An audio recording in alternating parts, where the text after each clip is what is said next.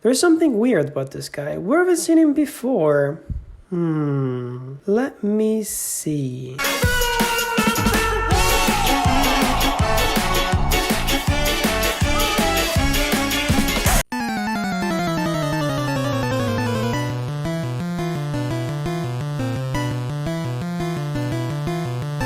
No! God, please, no! No!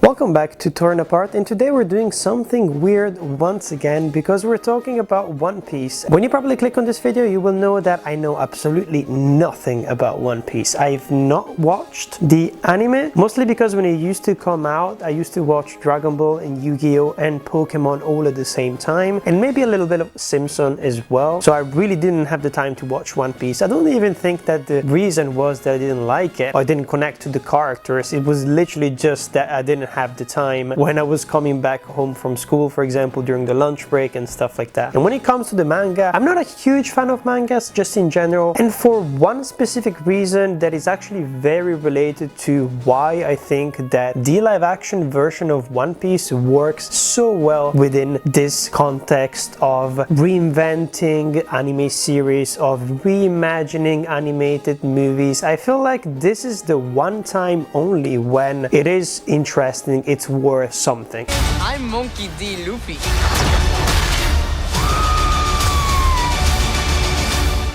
And I'm gonna be king of the pirates.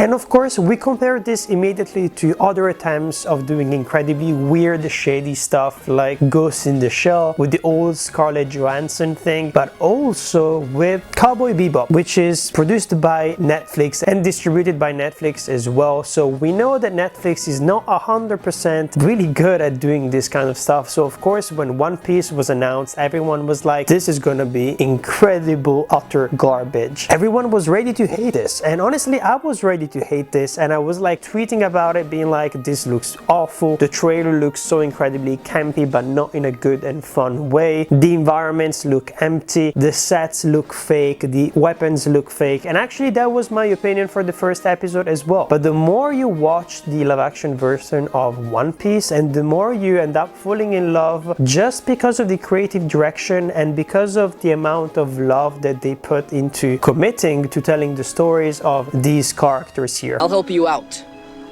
She don't even know me. We shared a meal, Kobe. And if being a Marine is your dream,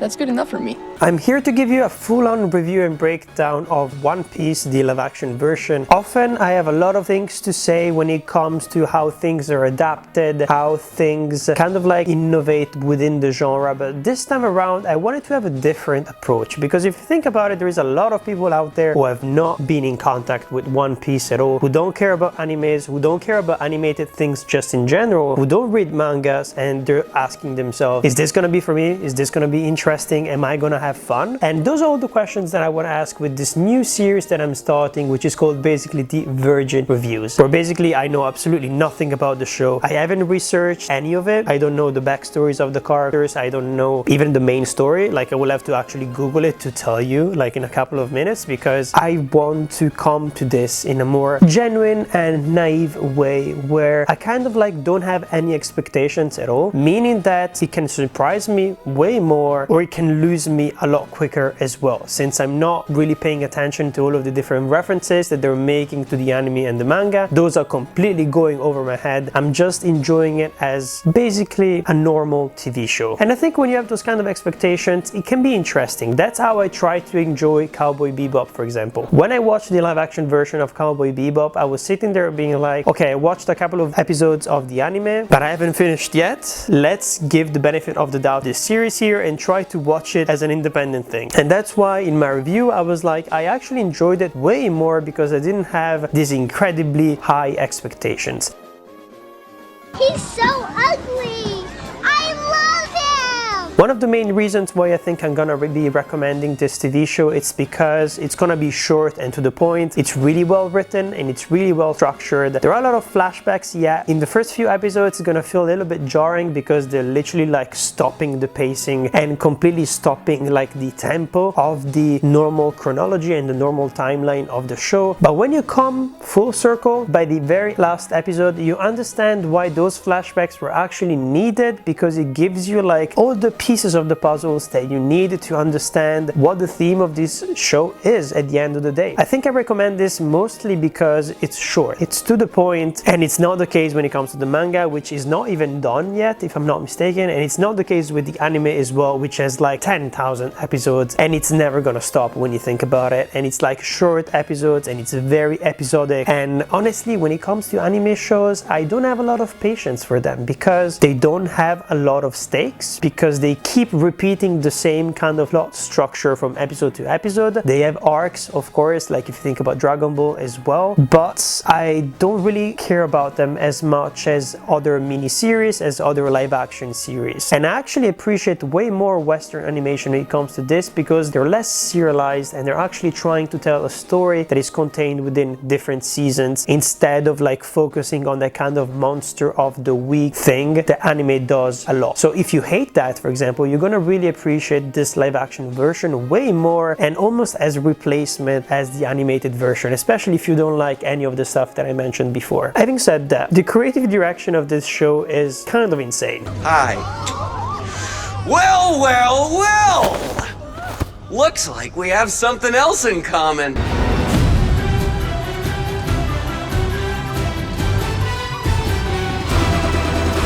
It's weird. You're gonna see things that probably you've never seen before within the pirates kind of like a genre, but at the same time, when you think about it, pirates are incredibly weird. I mean, last year we got that Taika Waititi show Our Flag Means Death, where basically was exploring a lot of like queer identities and stuff that was actually really true about pirates themselves. There were a lot of like women pirates, a lot of like gay pirates. Pirates tend to be very extravagant in the way that they dress, in the way that they perform for other people, and also in their dreams. This entire series is all about dreams and exploring the dreams of all of the different main characters. Before I tell you exactly like what I mean and I go deep into the series, let's tell you what this is about. So let's go online and look for a plot synopsis of One Piece. Monkey D. Luffy and his pirate crew explore a fantastical world of endless oceans and exotic islands in search of the world's ultimate treasure to become the next pirate king. This was actually incredibly easy. I don't know why I needed to read this out loud. Your intellect is as weak as your dollar.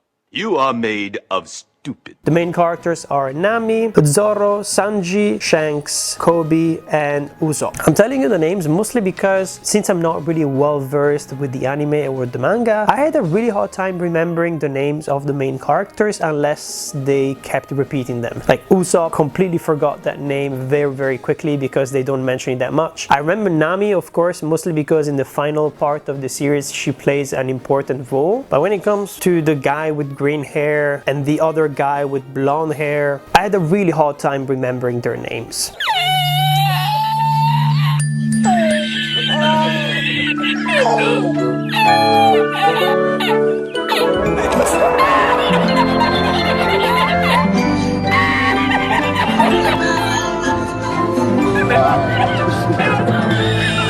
This series is about following your dreams, and that's the most interesting part, and that's related to the pirate genre as well. If you think about Pirates of the Caribbean, I think beyond the action, beyond the weird creatures, one of the main things that you can remember is the dream. The dream that, for example, Captain Jack Sparrow has for the entire trilogy. I don't count all of the other ones because they're shit.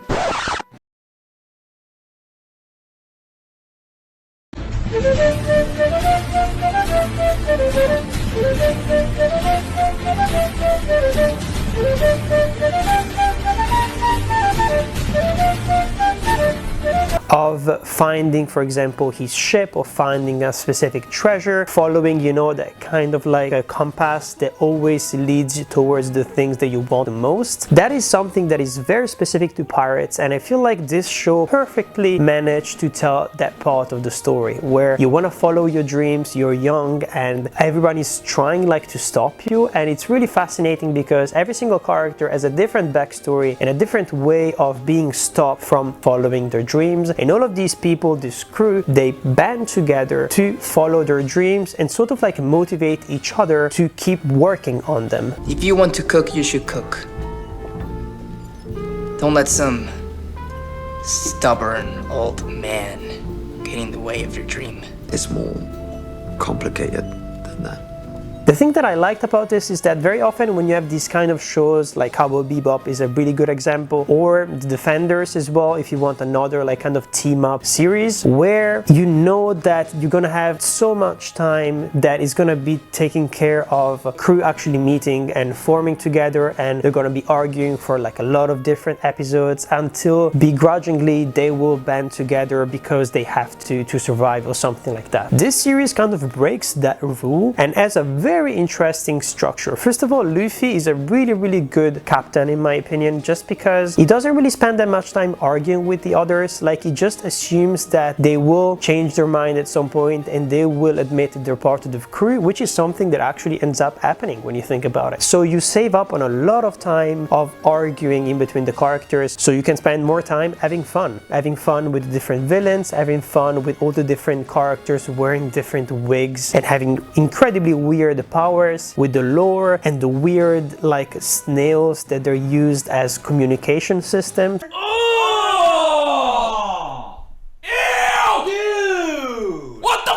The show ends up being incredibly easy to watch. For example, I was quite surprised that like in the first few episodes, most of the crew is already together. And when you have an episode that is dedicated to finding a new crew member, it doesn't feel really forced because they really managed to put all the A and B and C plots together so that everything works out. I was talking before about how this show is really weird, and it is really weird. I feel like you need to kind of like bring your expectations down and realize that this is a Japanese kind of like show with some kind of American like tendencies and rewritings.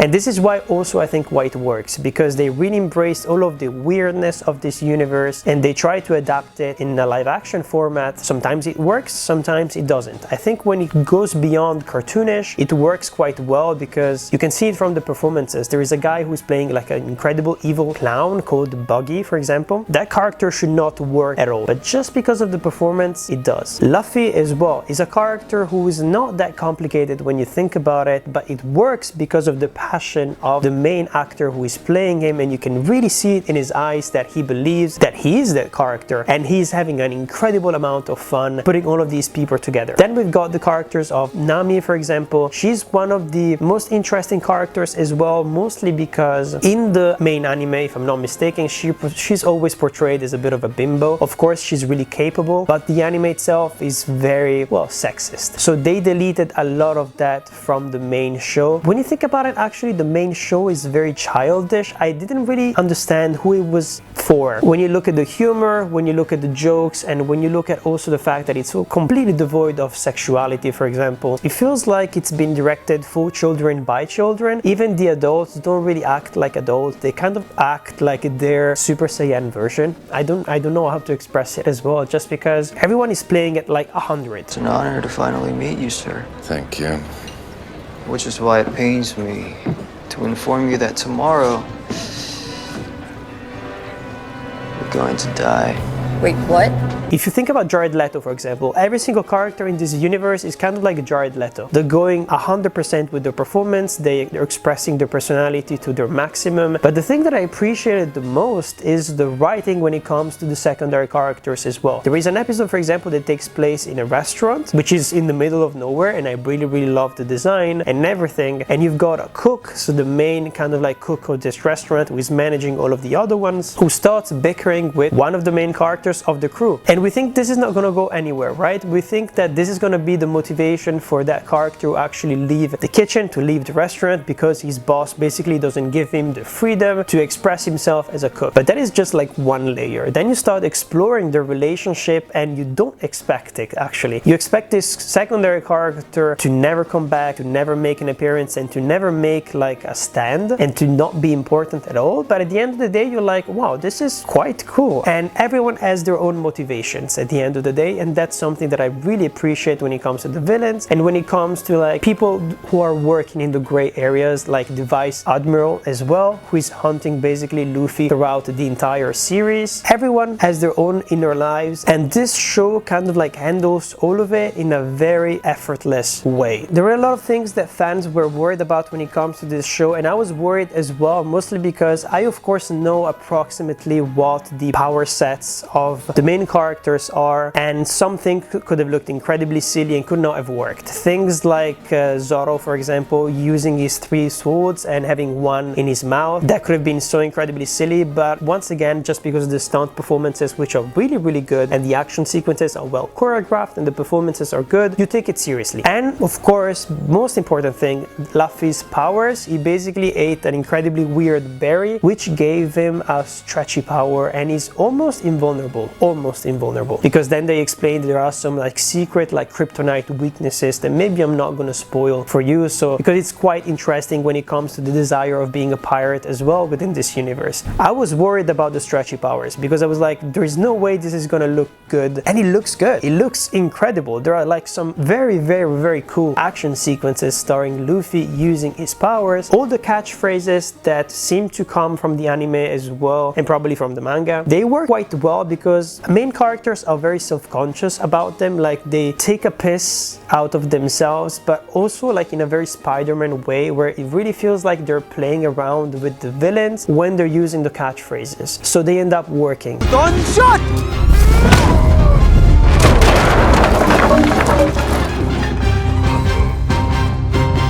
Muton shot.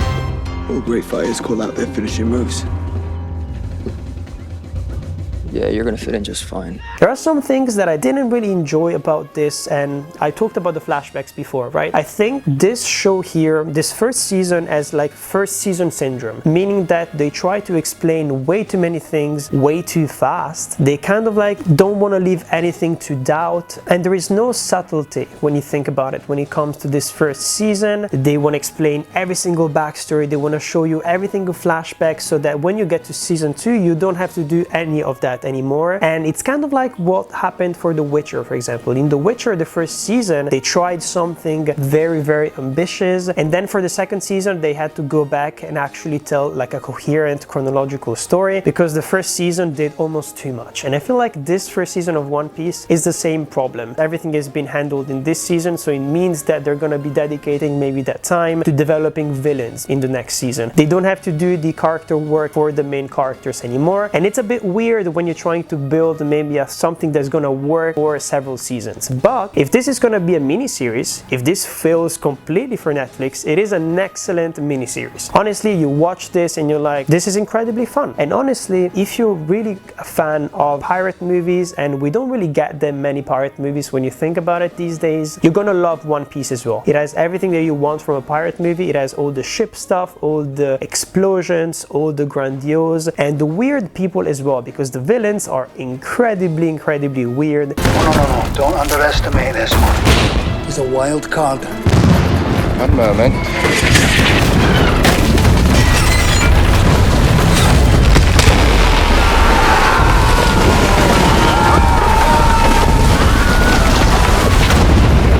One thing that I loved about it, I'm talking about so many things that I loved about this show, and I didn't really hate that much about it. One thing is, every single episode almost like takes place in a completely different place. Yes, it is a bit empty. I feel like they need to put a lot more extras in the next season, a little bit more money, because the effects work, the set design mostly work, the props, as I said, sometimes they're like a bit too shiny, especially when you look at the swords and stuff like that, so they look fake. But at the same time, this show is not meant to be realistic, but you can't really use that as an excuse. because it can't look fake. It can look hyper realistic in a very anime Japanese way if you look at the characters' design, for example, and the wigs and stuff like that, and the action sequences, but you can't really have things that don't look real, that just look like weird props that they found in a Hollywood lot, you know? Let's talk about pacing, for example, as a last point. Most episodes are like 1 hour long. Time flew by. Honestly, I had a really good time. But I think that is basically it. I don't really have anything else to add, or at least I could keep going, to be honest, to go into details of every single episode, but I want you to go in and watch it and experience it. But let me know down in the comments, for example, if you're a fan of One Piece and all of the different references that you saw, and if you enjoyed it or hated it in a different way that I did. You know, like, what my expectations were, you know, like, what I wanted from this show. You can probably understand why I enjoyed it so much as well. Also because we have incredibly low expectations, right, when it comes to these kind of adaptations. If you just look at how many times Resident Evil has been adapted and it keeps being shit, you go in with these kind of things expecting to hate them, but at the end of the day you're satisfied. But anyways, let me know what you thought about One Piece down in the comments. If you like this video, you're probably gonna be liking what I'm working on for next week, and the thumbnail is gonna be right up here, and here as usual down at the bottom I'm gonna be putting different other videos that I are on my channel, which kind of resembles a lot what I did here with this video. So you can find some things that you liked about this video and go look for them in other videos on my channel. I've been talking about the fact that there's gonna be a couple of changes on my YouTube channel in the next few weeks and months, and basically I'm changing my release schedule a little bit, just because, like, I feel like 4 videos a month is a bit too much, and I'm working on a special project. So I'm gonna be stepping down and doing 2 videos per month, which are gonna be coming out always on Wednesday normal time, but they're gonna be better and they're probably gonna be funnier as well. And also because, like, I need to dedicate a little bit more time to my photography work, so I hope you still appreciate what I'm gonna be preparing, especially because it's gonna be quite exciting. As soon as we get to 1,000 followers, I'm gonna be revealing this special project that I'm working on right now, and I'll be working on for the entire summer as well. But anyways, smash that like button, because every single time that you do that, Luffy stretches even more until it englobes the entire earth as a huge hug, basically. Can I count on you? Do you want to give Earth a huge hug and some protection from the sun? Why not? Then smash that like button. That is kind of weird. That is a weird thing to say, but I mean, what do you expect? Have a good week. I'm Patrick, and this is Torn Apart. Back in the 90s, I was in a very famous TV show. Meanwhile, in a parallel universe where Patrick sings all of them songs of all the shows. Da